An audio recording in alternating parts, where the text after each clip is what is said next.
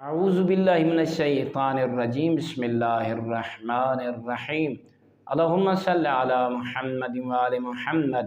مومنین مسلمین ہم سے سوال کیے جاتے ہیں جوانوں کی طرف سے اور مومنین کی طرف سے، کیا میاں اور بیوی ایک دوسرے کی شرم گاہوں کو مثلا زبان لگا سکتے ہیں، یا مثلا جو مرد ہے وہ اپنی بیوی کے پستانوں کا بوسہ لے سکتا ہے یا انہیں پی سکتا ہے؟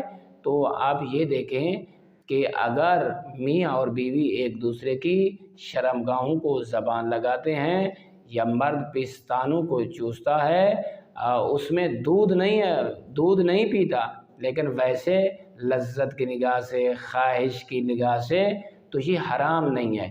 اور خدا را آپ مفتی نہ بنا کریں، عالم نہ بنا کریں، بس ایسے کسی چیز کا علم ہو جائے تو آپ فوراً اس پہ فتویٰ جھڑ دیتے ہیں۔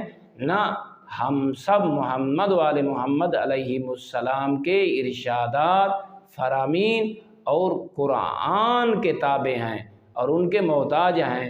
بس یاد رکھیں، میاں اور بیوی کا ایک دوسرے کی شرمگاہ کو زبان لگانا یا میاں کا اپنی بیوی کے پستان کو منہ لگانا، زبان لگانا، یہ جائز ہے، پھر اس کی مرضی کہ وہ ایسا عمل انجام دے یا نہ دے۔